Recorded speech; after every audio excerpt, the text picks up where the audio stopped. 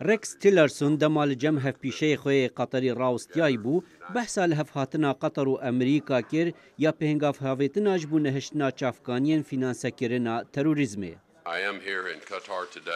از نها لور لقطر ما به همان گیان دماکو سروک ترامپ مها گلان چوبوریاده امریکا آرمانجا که او جی نهشتنا داعشیه لسر عرده.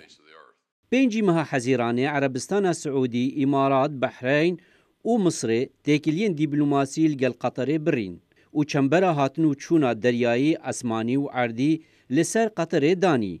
ولاتن به پیشنگی سعودی قطر به پشتوانیا تروریزم توان بار کرد و داخوازن خواج 13 خالان دانین پیشیا دوحه.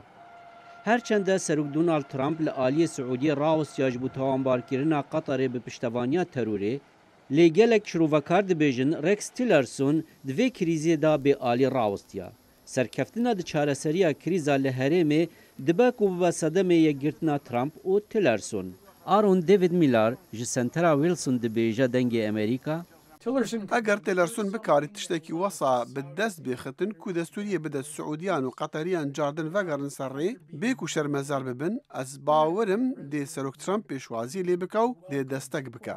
میلر dibêje wî bawerî bi Tillerson heye ji dema ku ew CEOyê Exxon Mobil bû ew şarezayê alavên danûstandina ye. تیلرسون به هریما جهان باش دزانه به تایبت کنداوی به وی آوایی خلق جی ریزی لوی دگرن وقت دزانن او جناوندا بریاریتی او وزیر دروی امریکایا. تیلرسون پلان کریه روژا چهارشنبه لجده یا عربستان سعودی دخوازه گوه بده آلیه دن یه ناکوکیه.